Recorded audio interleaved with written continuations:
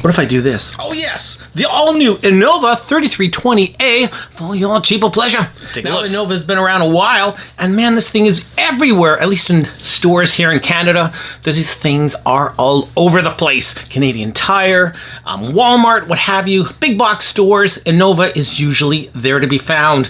Of course, you got your regular e-tailers, Amazon, what have you. So this meter, at least in terms of availability, is definitely available. Now, just because it's available doesn't mean it's a great meter. Doesn't mean it's a good meter. So how good is it? Let's find out. Yeah, I wonder if that works again. Oh yeah. Why didn't I know this trick with my ex-wife?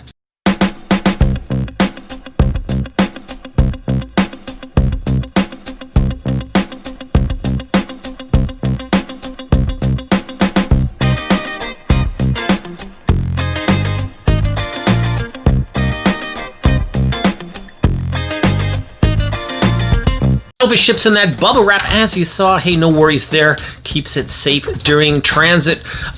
Suffice to say, we don't have instructions, no manual. No, they want you to scan that QR code for the user manual. Don't like that. Don't like that at all. What do you get? Well, not much really. You get your meter and you get a set of test leads. Now, thank God these are not captive, so you do get to actually remove the test leads from the meter, unlike a few other Innovas in production. Hey, that's always a good thing. Comes with that safety wrap on the display. Let's just get rid of that right off the get-go. Oh yeah, hey, nice looking big screen. We'll see how clear and contrasty that is in just a minute. First impressions though, look-wise, I like it. It's a small meter, definitely smaller in person than what I was expecting. Fits in the palm of your hand, no worries there. Also, if you look at the color coding here, very easy on the eyes. I like that. I like that a lot. Nice color coding. You know what your ranges are going to be and when you're in them. Has a rubberized boot on the tips, corners, and it doesn't come off. That is stuck in there for the long term, so you can't pull it off. But you know what? That's a good thing. Prevents it from all that knocks and bangs that it's probably going to get. Now, as well, you get this sort of elasticize doohickey here on the back, so you can prop it up that way. Or, thank heavens, Innova also gave us a tilt stand. Good job, Innova, for giving us options. Test leads themselves, Cat 2, 600 volt. A bit on the smaller side, at least for me, but we do have that nice long shroud on the end, and it fits in there with authority. That sucker is not going anywhere, so yummy. When we turn that meter on for the first time, it's a sluggy selector. It's sluggish. I'm not liking it. It doesn't have that nice clickety-click, clackety-clack that you know I love. No, it's more of a like mushy, smushy thing going on here that I am not a fan of.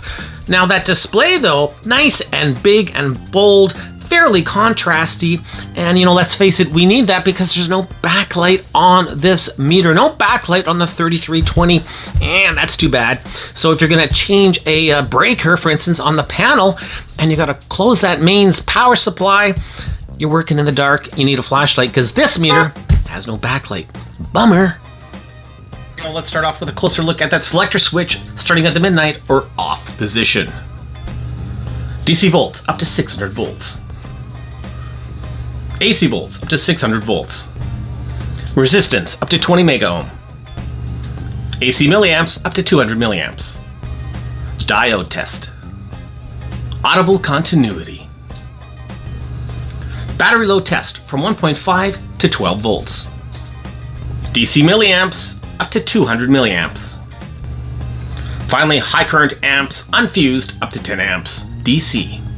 At the bottom of the meter, we have three inputs. Far left, we have our high current unfused DC 10 amp. In the middle, we have our common or ground. Finally, on the far right, we have our voltage resistance milliamp, diode continuity, and one thing that really irks me about this meter is the fact that you don't have a manual. Not a pull-out sheet, nothing, not even the basic specs. They don't even give you the basic specs on the back of that cardboard cutout it comes with. Ridiculous. So you got to go to the website for Innova at innova.com and download the PDF through the support mechanism. It's messy, and I just don't see why they couldn't give you a basic cutout here with the meter. All right, enough griping along. Here we go. Output for 10.0000 volts DC, precision standard test, coming in as 10. Oh no, it just changed. What's going on here? Look at that. Okay, weird. 10.01. So fairly accurate. A little bit of a weird hiccup there. Not sure what that was about, but 10. And a quick AC voltage test, 120.2 volts on the standard household mains. Looking good. Now, this is not a true RMS meter, but once again, for home mains use, really not that important. At least I don't think so. We're in resistance mode now. Here we go. See, first off, any resistance on those test leads? No, none at all. Looking good. Okay. Standard resistance box. This only goes up to 20 mega ohm, so, you know. Start off with 1 mega ohm. Oh, it is slow. Let's try 4 mega ohm. Yeah, it takes a little while, doesn't it, to settle. And once it settles, it seems to get there. Try 8 mega ohm. Definitely not one of the fastest in terms of resistance ranging, but it is accurate. 8 mega ohm it is. Let's try 100K. Oh my goodness. Wow. Holy moly cannoli, this is a slow one. And it seems to have a bit of an issue here. 100K, I'm not liking it. Okay, let's try 300K.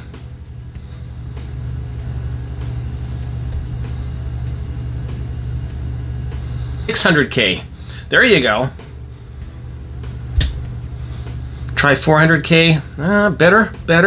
200K. Seems to have a problem under around 400K. All right, so man, I gotta say, a bit of a disappointment in the resistance. So according to the user manual, only 200 ohm, the minimum for the resistance range. That's why it is unable to even get there with this precision standard resistor. Just to give you perspective size-wise, you can see that Innova, definitely on the smaller side. Not as small as that Kaiwitz, but compared to the HABOTEST, yeah, it is definitely diminutive. We are in LED mode, starting off with a standard diode here.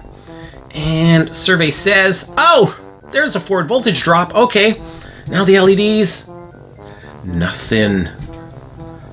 Oh, nothing. Oh my goodness, what is going on? These test leads, by the way, look at the way they bend. Oh man, I'm not impressed with the test leads at all. Wow, 0 for 5 in the LED illumination department. Oh man. You know, but you suck at LEDs. Standard output voltage in diode mode, a measly 1.6 volts. Barely good enough to do anything. So, oh well, man, test a lot of LEDs. This ain't for you. By the way, Sanwa on the left here. Look at that. Who doesn't love a Sanwa? Coming up at the end of August, or I should say mid-August, late mid-August, we're going to have the Sanwa America Week. Yes, SanwaAmerica.com coming to the channel. We're going to have 1 week review of some of the best Sanwa meters you can buy today from one of the premier Sanwa websites on the market, and they are based in the United States, in Arizona. And wow, I'm so happy, I'm excited, I'm looking forward to this. So if you love Sanwa as much as I do, and I know you guys do, stay tuned for that. Already Aphrodite, continuity time. We've got that continuity annunciator right there, letting us know we are good to go. Standard stock test leads, 3, 2, 1. Oh, it's loud, it's latched, but it is slow. Let's try the Pro Masters. Pro Masters, here we go. 3, 2, 1. Really, absolutely no difference at all. Maybe a tiny bit quicker, but yes, nonetheless, it's still rather slow. Latched and loud. How loud is it?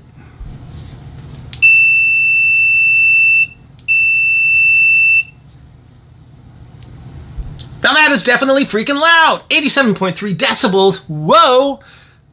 Awesome. Take a quick look at this battery load test. What it does basically puts a small load on the battery. So if it's on its last legs, it's definitely going to have a low value here.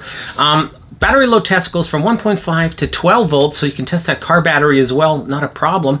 And you can see the battery annunciator here at the top left. I've got a 9 volt in front of us. Let's see if it's any. And yeah, you can see we have that check mark. The LED is illuminated, telling us that that battery is good. So, you know, for general testing, hey, I think that's a pretty cool feature. Okay, well, thus far, a mixed bag, really. Let's take a look on the inside, see if it gets any better. Or worse. Alrighty, here we are, up close and personal with Mr. Innova. And, well, I gotta say, not as bad as I thought. Let's start off with the reverse side. Now, to get those batteries, you have 2 Phillips screws here at the bottom. You gotta take those off, and it just flips off like so. And hidden underneath, we have 2 batteries. Now, look at this. Looky, looky. We have shielding. Hoorah! Yes, good job, Innova. Probably one of the first multimeters I've seen this year, heck, in the last few years, maybe, that have shielding. So bravo, bravo, bravo. Wow, you just gained a star for that shielding. Ah, beautiful. Taking a closer look at that multimeter, starting off at the bottom, look at that. We have the split variety for the jack inputs, but they are in there really good in these input wells, and definitely not going anywhere. On the milliamp side, we have our 250 volt, 200 milliamp glass fuse right here. Now, once again, a bit of a pain. You blow your fuse, gotta rip it apart to replace the fuse. Once again, same with the batteries. When you change the batteries, you gotta lift the entire back of the unit off to do that. Anyway, it is what it is. Here we have a grounding spring. This is our speaker. Oh my God, we have a couple of surface mount capacitors mixed in with our SMD style components here. So mixture of through hole and SMD, so a little unusual.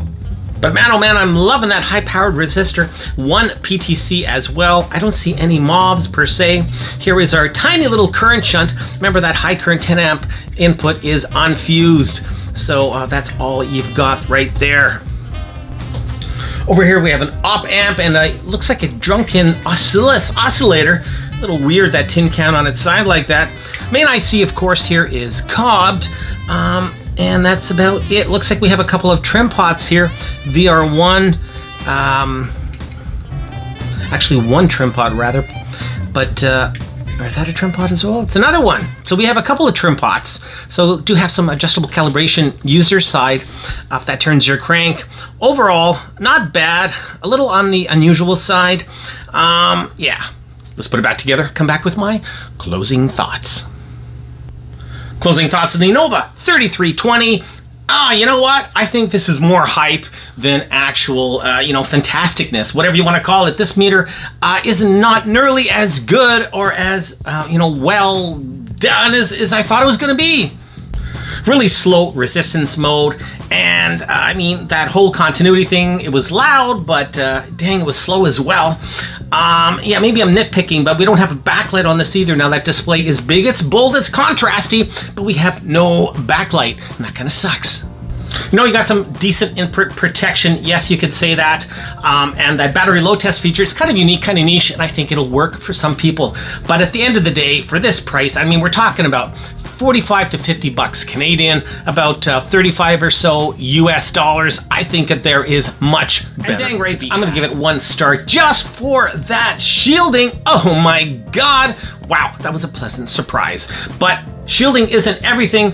And at the end of the day, this for me is rather mediocre. The Innova 3320 multimeter gets 3 out of 5 stars. Hey, I hope you enjoyed this review. Everybody, lots more coming, and man, stay tuned for that Sanwa America Week coming up soon. That is going to be a Sanwa Fiesta extravaganza. Call it what you want. We're going to have Sanwa prize giveaways.